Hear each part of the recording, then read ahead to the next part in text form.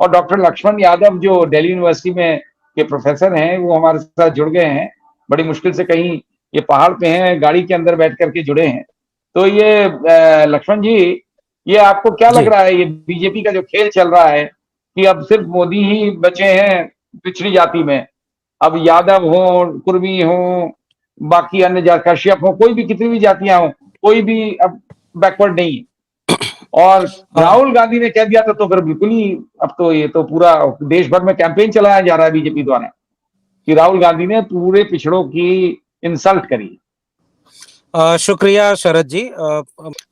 विडंबना और विरोधाभास देखिए इस देश के सियासत का कि पिछड़ों की राजनीति हो या पिछड़ों के सामाजिक, आर्थिक, शैक्षणिक हिस्सेदारी का प्रश्न हो, उसकी सबसे बड़ी बुनियाद और सबसे बड़ा आधार है वो मंडल कमीशन है। और हाँ। मंडल आंदोलन के पहले का भारत कुछ और था, मंडल के बाद का कुछ और था। मैं बहुत अफसोस के साथ ये कह रहा हूं कि जो व्यक्ति 3 टर्म तक गुजरात का मुख्यमंत्री रहा और उसने अपनी जाति नहीं बताई, उस शख्स ने जब प्रधानमंत्री का चुनाव लड़ने के लिए अपनी कैंडिडेचर के बाद पूरे देश को यह बताया बिना पूछे कि मैं ओबीसी माँ का बेटा हूं। और लगभग 9 साल हो गए उस शख्स ने जो दावा ओबीसी का करते हैं, उन्होंने एक बार भी मंडल कमीशन का नाम नहीं लिया। ये कैसा सम्मान उन्होंने ओबीसी समुदाय का किया है। विरोधाभास इस बात का भी है कि मंडल आंदोलन जो इस देश की आधी आबादी जो ओबीसी तबके में आती थी, उसकी जिंदगी के आमूल चूल बदलाव का एक आंदोलन था। उसके विरोध में कमंडल लेकर के आने वाले लोग कौन थे?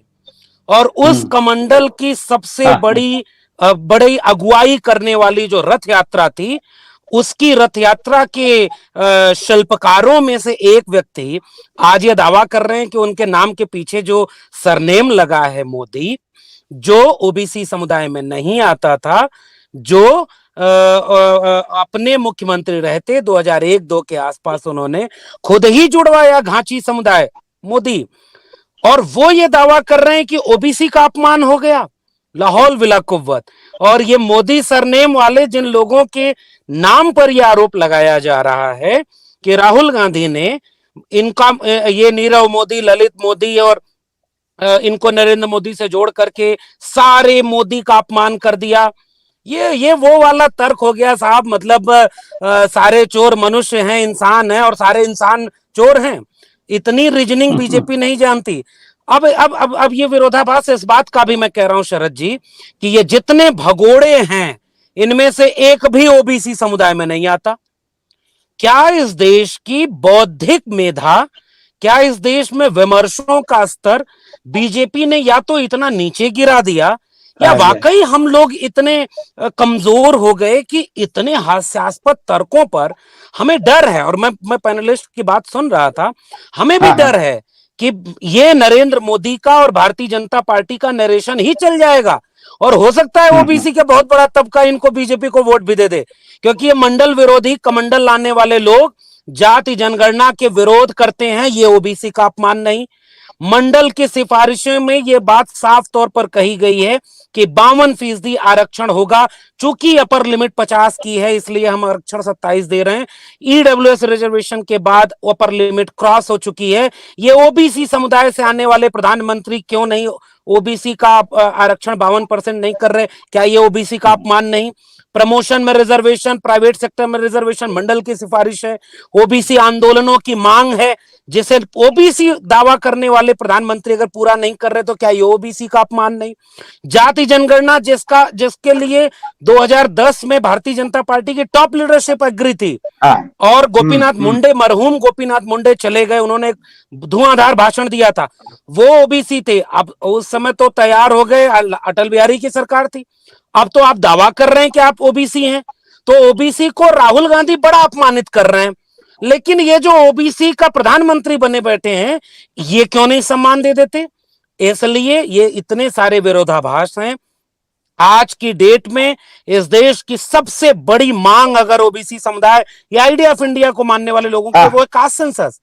और कास्ट सेंसस में आप एकदम, आपके ऊपर इतना दबाव है, आप वो जाति जनगणना ना हो इसके लिए जनगणना ही नहीं करा रहे। नहीं, ये बिल्कुल आपने सही, ये आपने बहुत ही अहम बात करिए कि आज की डेट में जो पिछड़ी जातियों की सबसे बड़ी डिमांड है कास्ट सेंसस की। शीतल, डॉक्टर लक्ष्मण यादव, समय बहुत कम है, लेकिन जो सुनील शुक्ला ने कहा कि आप किस तरीके से इसको प्रेजेंट करते हैं, और प्रॉब्लम यह है कि लोग, बीजेपी के पास संसाधन है, बीजेपी के पास मीडिया पूरा जेब में है, वो आसानी से अपने झूठ को लोगों तक इम्प्रेस कर लेता है और लोग यकीन करते हैं। यही वजह कि इलेक्शन पे इलेक्शन जीतते हैं। अब आज की डेट में आप किसी से बोलिए तो लोग ये मानने को तैयार हो गए कि उत्तर प्रदेश में राम राज्य आ गया है। कहां से आ गया है? जहां पे जो नेशनल क्राइम रिकॉर्ड ब्यूरो की रिपोर्ट है वो कहती है कि 2021 की रिपोर्ट के हिसाब से हर 6 घंटे पर रेप होता है, लेकिन लोग मानते हैं कि बड़ा अच्छा लॉ एंड ऑर्डर हो गया है। तो इससे कैसे विपक्ष लड़ पाएगा? और ये झूठ, इसीलिए मैं कह रहा हूं कि राहुल गांधी वाला चाहे कितना भी झूठ हो, वो इम्प्रेस करने में बीजेपी कामयाब हो सकती है क्या?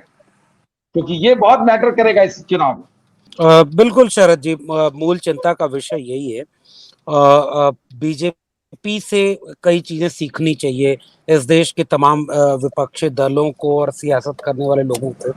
उनमें सबसे महत्वपूर्ण बात यह है कि वो किसी भी परिस्थिति में हार नहीं मानते। मसलन अगर उन्हें नफरत का भी काम करना है तो उसके लिए, तोड़ने के काम के लिए भी बहुत मेहनत करते हैं। वो खराब काम करने के लिए भी बहुत मेहनत करते हैं। वो किसी झूठ को दुष्प्रचारित करने के लिए बहुत मेहनत करते हैं। और बाकी हम सब जानते हैं, इसको रिपीट करने की जरूरत नहीं। उनके पास सत्ता है, पैसा है, वो अपने कार्यालय को एक्सटेंड कर रहे हैं, उनके जिले जिले में लोग हैं, आरएसएस उनके पास है। हम जानते हैं कि तमाम सामाजिक न्याय के काम करने वाले लोग और विपक्षी दल, मैं कांग्रेस के अलावा बाकी लोगों की बात कर रहा हूं, उनके पास उतने पैसे नहीं है, तंत्र नहीं है, उनके संगठन नहीं है। इसमें अगर आपके पास कोई एक चीज सकारात्मक हो सकती है तो वो केवल और केवल आपकी मेहनत और ईमानदारी है। अगर ये सारे सामाजिक न्याय के मानने वाले लोग, और मैं इस बात से सहमत नहीं हूं कि ओबीसी का अपमान हुआ है या ओबीसी की बात कही जाए तो इसे केवल वो पार्टियां उठाएं जो केवल ओबीसी के नाम पर, या उनका लीडरशिप ओबीसी है। मैं तो कह रहा हूं कि बीजेपी से अगर कांग्रेस नहीं सीख पाती है कि जातियों का सबसे बेहतर इस्तेमाल, जातियों के, कमजोर वंचित शोषित जातियों के विनाश के लिए कितना बेहतर इस्तेमाल आरएसएस और बीजेपी करती है, अगर ये बात कांग्रेस नहीं सीखती है तो ये इस देश का नुकसान है। उन्होंने बहुत गाजे बाजे के साथ एक आरएसएस के कैडर व्यक्ति को, जो कमंडल आंदोलन में शामिल रहा हो, उसे ओबीसी बनाकर पेश कर दिया और ओबीसी का वोट ले लिया। अगर आप इस बात को नहीं समझेंगे तो आपको भी तो कोई पॉलिटिकल टैक्टिक्स अपनानी पड़ेगी ना। एक तो ये बात है, तो मेहनत आपको करनी पड़ेगी अगर आप गांव गांव जा रहे हैं। दूसरी बात, झूठ का मुकाबला किस चीज से किया जा सकता है? दो ही तरीके हैं।